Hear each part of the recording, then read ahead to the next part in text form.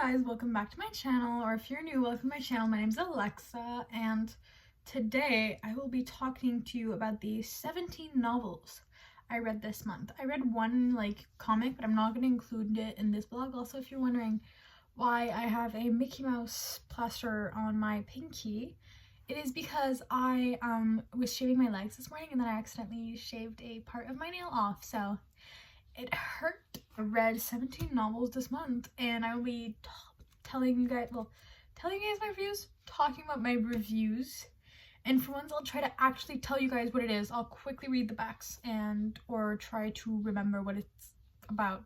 So yeah, let's get into this video. Okay, so the first book that I read is one that I felt very nostalgic about. That book is Paper Towns by John Green. I never read this book in middle school, but it did definitely feel like a lot of middle school writing. I give it a 3.25 out of 5 stars. As someone who read The Fault in Our Stars about 4 to 5 times, not 45 but 4 to 5 times in 7th grade, the writing felt very nostalgic, but it's very middle school writing. I feel, it's very 2012, 2010 writing. It's 2008. I wasn't in school in 2010. I was in kindergarten in 2010, but you know what I mean. It definitely felt like writing of those years. So basically it's about a girl, a guy who's known this girl. They were friends when they were young, their whole life, but then when they're at school, they aren't really friends. I don't know how to really explain it, but basically they're friends, and I can't really say the plot without spoiling, so I'll kind of just read the back. So basically it says, so yeah, it's kind of like a treasure hunt but to find someone. So yeah, I mean, I gave it a 3.25 out of 5. It's kind of just I wanted to get rid of it from my physical TBR. Next we have A Cuban Girl's Guide to Tea and Tomorrow by Laura Taylor Namey.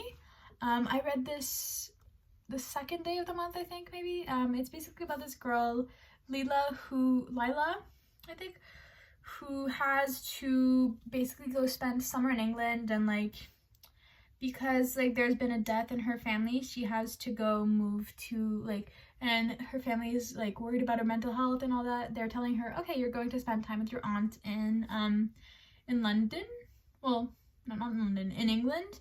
And then it's in Winchester. And then she starts kind of working at her aunt's inn, and she meets this guy, Ryan, and they kind of just spend time together. So yeah, it's a very cute YA romance. And I read it because it's getting turned into a movie with Kit Connor, who's gonna play the guy, and I love Kit Connor. Oh yeah, I forgot to say I gave this a 4 out of 5 stars. Yeah. So next we have The Hammer of Thor by Rick Riordan. I had started this book last June. I think I actually put it in a reading vlog. I can't remember, but I think I did. Yeah, I read this book last June.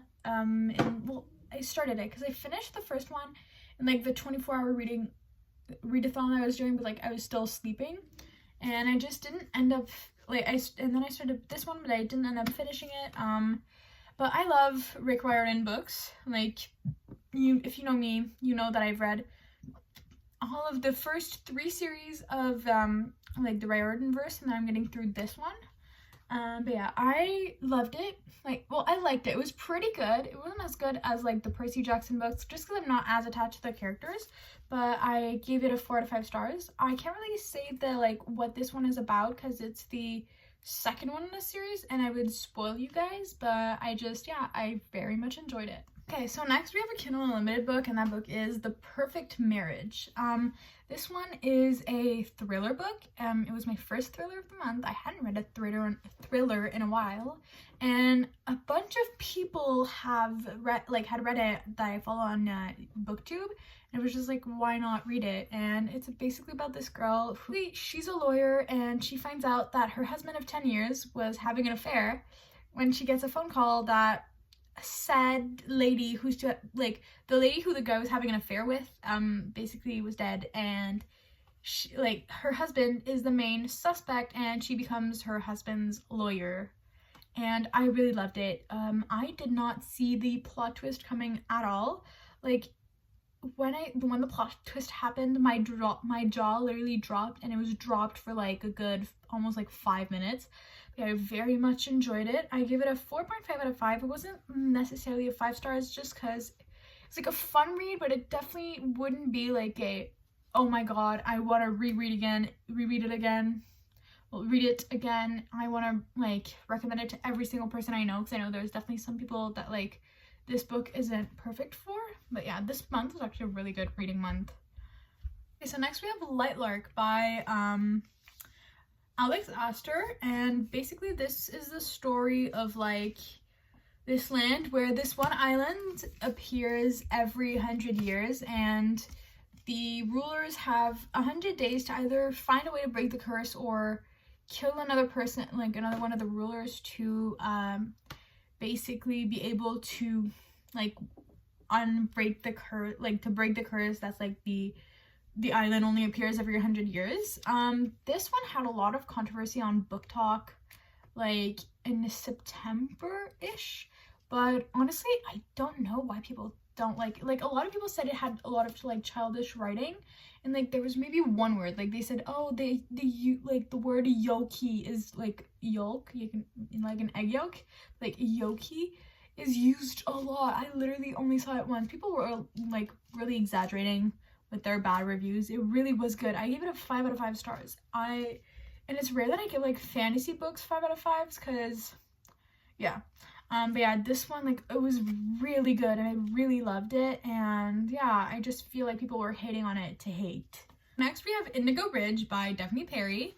Well, I'm actually gonna go one by one for, like, I'm just gonna say all the books now, instead of, like, saying them, like, in the order that I read them, because I read the entire series in March, and I loved this series. Literally, I rated every single book a 5 out of 5, and for me, usually, like, if I read a series, like, the only authors, I think, who all the books have been 5 out of 5s, I think it was, like, Lauren Asher, and might have been, wait, I can't remember if I gave 5 out of 5 stars to every single Twisted book, but I don't know, I just know, like, that it's very rare, and literally all 4 books that I read in 1 month were 5, like, all 4 of those books that I read in 1 month were 5 out of 5s. They were so good. Like, I feel like there's a lot of, like, well, there's, like, normal family aspects, because it's about, like, every book is a sibling, but I feel like with all of, like, the people around them, there's also, like, a found family aspect. And, okay, so I'm just gonna go one by one. So, Indigo Ridge, I can't remember who the guy's name is, but I just know that it was really good. It's about this guy who owns a ranch, and like basically there's like this new sheriff in town, and like basically like they find out that there has been like a murder, like everyone's like, oh, it's a suicide, but like the girl's like, oh, it's gonna be I'm just gonna put it as murder. I don't know how to explain it well. I'm really bad at explaining books, I've realized, but let's just ignore the fact that I'm terrible at explaining books without like just saying nonsense. But it's like a romance, a small town romance with a romance aspect, a small town romance with a mystery aspect, not a small town romance with a romance aspect. Then we have Juniper Hill, which is about another one of the I forgot what the name of the sibling, like the family name, but it's Eden. It's the Eden series. It's another like of the Eden's brothers. It's like the only other Eden brother that isn't like really young. And basically it's about him, it's a forced proximity book, because this new girl moves in town to work at the motel, their family's hotel, and then basically she moves into his house, because like the housing market is kind of weird, because like he has a kind of a guest house at his house, and yeah, basically it's forced proximity. It was really cute, so I give it, once again, a 5 out of 5. After that, we have Garnet Flats, which is a second chance romance. It's basically where this, I forgot what the guy's name is and the girl's name is, but the guy basically moves into town to open a gym, and because is it Eloise or is it, wait, I can't remember which one of the sisters it is.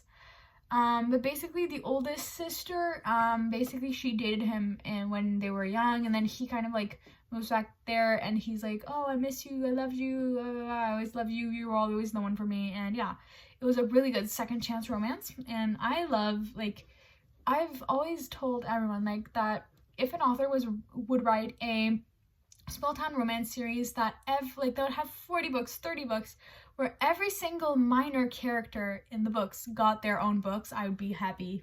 It's like, I feel like there's such a comfort to small town romances. And then we have the last book that is currently out, because there's one that's coming out in September. I think there's 2 more books to like release in the series, and that last book that is out is Jasper Vale. I mean, I love how I'm saying the names while you guys can probably like just see it up in the screen here. But yeah, it's Jasper Vale by Devanny Perry. This one is kind of, I don't think there's like a trope. It's not really fake dating, but basically it's this one is about Eloise. I know the sister's name. I can't remember what the guy's name is, the love interest, but basically it's where they got drunk in Vegas and then they got married, basically, like while drunk, and then the next morning they're like, oh my god, we're married.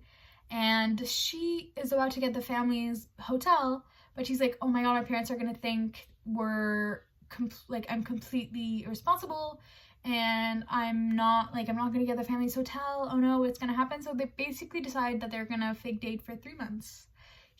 Fake marry, I guess, and then they're gonna break it off just to be like, oh yeah, we wanted this, and yeah, what happens in a romance happens. So yeah, wow, what happens in a romance happens. Yeah, of course there's romance. My brain is all fuzzy today. Next we have 5 Survive by Holly Black. If you don't know, I love the Good Girls Guide to Murder series by Holly Black, and this one was her newest release, and it was a thriller as well. It's basically where these 6 teenagers are going to an RV, going to like spring break in Mississippi, Alabama, or like Florida. I can't remember, but they're going in like a place where there's like beach and all that.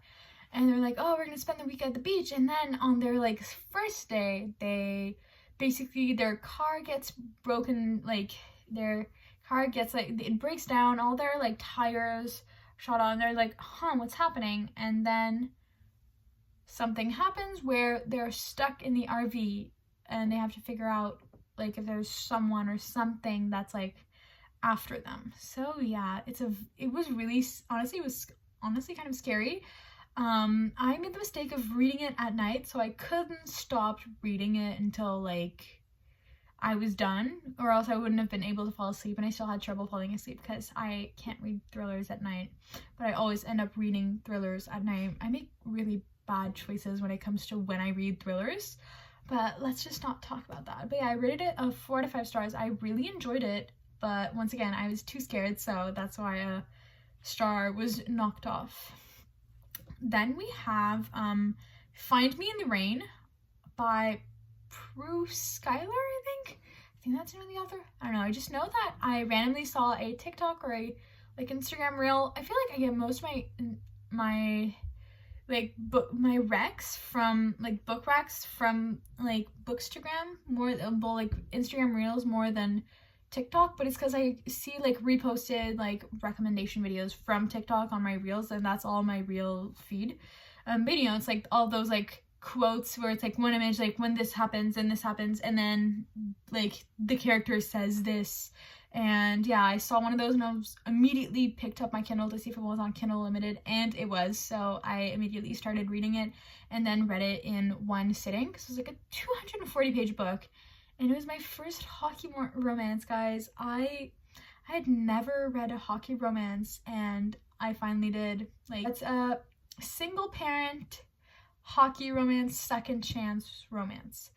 I know that I just said a lot of words that if you're not like on TikTok or like on Instagram, I mean, I don't know how you found my channel if you're not on TikTok or Instagram, because that's where most people know me from. But yeah, those like are tropes, common tropes in books. But yeah, I give it a 4 to 5 stars. It was a fun read, but it wasn't like more than that. Next we have When We Lost Our Heads by Heather O'Neill. This book was honestly a 3.75 out of 5 stars. Now this book is about basically Marie Antoine, who is the daughter of the richest man in 19th century Montreal, and basically she has everything she wants until she finds she gets a best friend whose name is Sadie Arnett, and basically she's as good and popular, kind of like as smart and all that as her, but the only thing that she has is like she's prettier. That's what like the blurb is kind of, and basically things happen and then at one point they get separated again, and then when an event happens that like brings them back together. Yeah, I enjoyed this book. This kind of like is a female rage book, and I don't usually read these, so that's why I enjoyed it less than I would have usually. But yeah, it was still pretty good. I met the author and I got it signed. Like, I met the author at a book reading. It was for a literary reading, so yeah, that was really fun. And she like dedicated the book to me. Okay, so next we have The Stolen Heir by Holly Black. Did I say Holly Black for 5 Star Drive or Holly Jackson? Well, if I did say Holly Black, it's actually Holly Jackson. But yeah, I read The Stolen Heir by Holly Black. I loved this book. I absolutely adored it. I adored it as much as I did with the Cruel Prince series, which I read in 3 days back in like June, and I absolutely loved it. It gave me that same feeling. It kind of feels, I personally would say that it's kind of like a spring fantasy. You will, if you have watched my spring recommendations, which I will link right here, I think it's here. Yeah, my spring recommendations video, I describe how I have like fantasy categories for every season, and that one is a spring fantasy. But yeah, basically it's about, I can't remember what it's about, but I just remember that I really loved it. But yeah, it's so good. 5 out of 5. Absolutely go read it if you've read the Cruel Prince series. Next we have an arc that's releasing on April 4th, so on Tuesday. So from when you guys are watching this, well, if you're watching this, the day comes out, it's in 2 days, and I'm posting my review on my Instagram, which is in my bio, on Monday, and it's for Forget Me Not by Alison Derrick, which is the wife, I forget the other wife, her wife's name, but basically her wife is one of the people who wrote 5 Feet Apart, and she gets the girl, and after all this time, or for all this time, but yeah, basically it's a book about, what is it really about? Oh my god, I can't remember what it's about, but it was so good. I think it's about this, yes, it's about this girl who, can't remember her name, but basically she's secretly dating this other girl, and